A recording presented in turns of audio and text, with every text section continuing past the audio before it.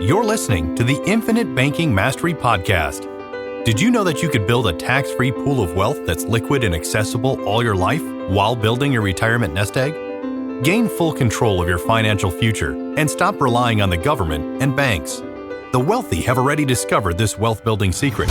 Now it's your turn to get financially secure without following the conventional wisdom that keeps you in debt to banks.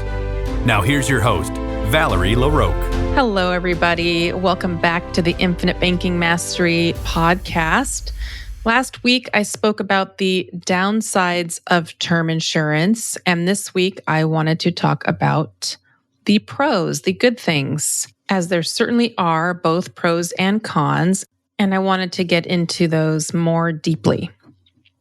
So the first pro I wanted to go over is simply if you need or want coverage, you have a family, you have children, you have a spouse who depends on your income, or even parents who might depend on your income, anyone actually who depends on your income, you should have coverage to protect that person. So you have a need for coverage, you have people, family members, someone in your life that you want to protect and that are dependent on your income, and yet you can't really afford to do permanent insurance. Or maybe you'd like to have a sizable death benefit, and the only way you can do that is with term insurance. And so, of course, it's always better to have some coverage than no coverage. Even if you have to get term insurance and you can't afford the amount of time you would like to lock it in for, you can shrink the amount of years so that it becomes affordable as well. So there are some different ways you can adjust a term contract so that it would be affordable. Another advantage to acquiring term insurance would be, as I've talked about many times, if you want to start a banking system and you just simply can't afford to do so yet. So you know that you're going to, you know that maybe your income is increasing later in the year or next year or something, and you want to lock in your ability to begin a system when you're ready. Or maybe you're waiting for something to happen, a bonus, a tax return. And so you decide, okay, I'm ready to get some life insurance. And once you decide that you're ready, you really should just go through underwriting, because you never know what's going to happen. Life happens. We never know what's going to happen in life. Best to just lock in your insurability when you know and want to get that coverage, even if you're not ready to open the banking system or begin the banking system that you would like to begin. Another good reason would be if you are wanting to start a banking system and you know that your income will be larger later, or that you're about to pay off some debts and you're going to free up a bunch of cash flow. So you're like, well, maybe I shouldn't start it yet. And 6 months from now, I'm going to have more cash flow. Again, time is your best friend. It's always better to start with something sooner than later. And then if you have that term insurance in place, you can convert it and open a second policy at a later time and just continue to grow your system. Or maybe you're starting your system and at the same time, you do want to protect your family and you realize, this whole life isn't going to cover very much. And it's, I'm only going to end up with $100,000 of whole life insurance that correlates with the amount of premium I'm able to begin a policy. And I actually want to protect my family with $1 or $2 million instead of a measly $100,000. And so term insurance comes in great then too, because now you can bump up your total coverage, protect your family, but the focus of your premium dollars is going to be on your whole life policy, and where you're trying to grow your cash value, and then your death benefit will be growing, but at least you have your family covered with enough of a death benefit.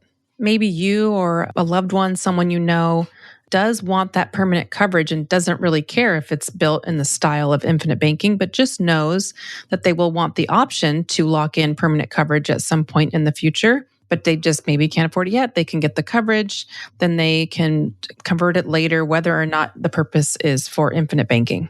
Maybe you're one of the lucky ones out there who actually has a pension and you think, hey, I've heard of these pension optimization strategies that I may want to implement when I'm retiring.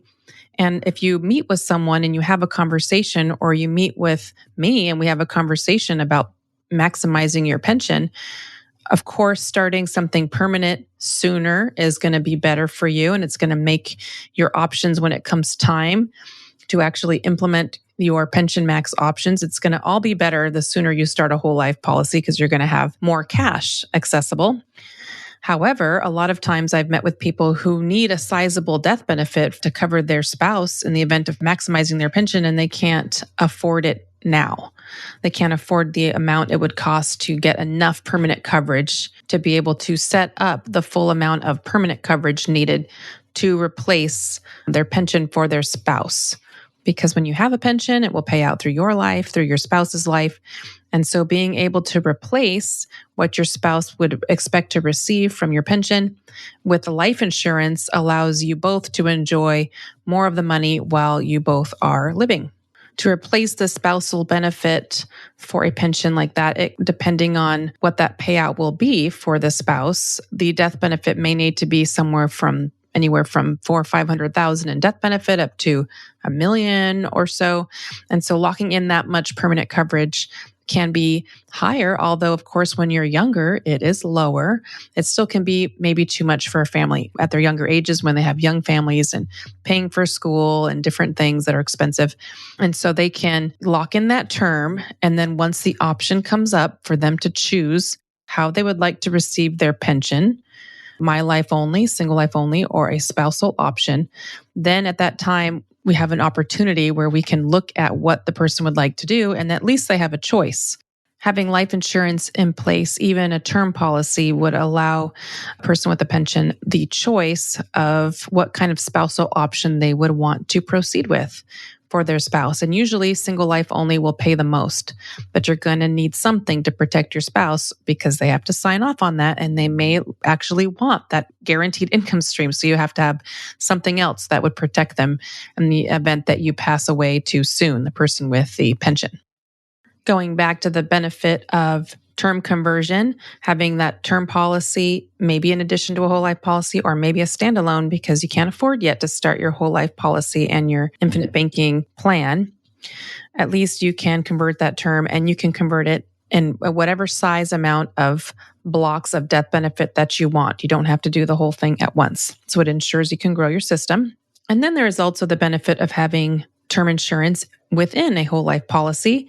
That's not always needed for every policy. That's not always the best way to go for every person in their policy, but it is another possibility. And sometimes it's built in because it's needed to be built into the whole life policy to bump up the death benefit so that you can cram in some more cash over and above the cost of the insurance to make your policy as efficient as possible. And then that term rider within the whole life policy, it's possible that that can be converted once it's no longer needed inside of the whole life policy. Oh, and last but not least, term comes in handy for business owners, those with partners and also those without partners, because it will at least cover the risk of a partner who passes away too young and at a time when the business heavily depends on them, so that the other partners are able to buy out that deceased partner's shares of the company, or even with a single owner, keeps the family from having to rush off and do a fire sale of the business. Of course, a whole life contract would be better and would provide more funding for different business needs or unexpected catastrophes, but term is better than nothing. So that's my brief overview on the pros of term insurance. Like I mentioned in my last podcast, I just want to say again that when you have a term policy and you are interested in moving forward with the infinite banking concept, it is a good idea to have that term at a company that has great whole life for you to be able to convert to so that you don't have to try to get through underwriting again at a later time when you're ready to grow your system and you have a convertible term at a place with great products. So as always, if you'd like to connect, if you would like my help to build a plan for you and would like to work together, please reach out to Valerie at alphaomegawealth.com. Thanks for listening. Have a great week.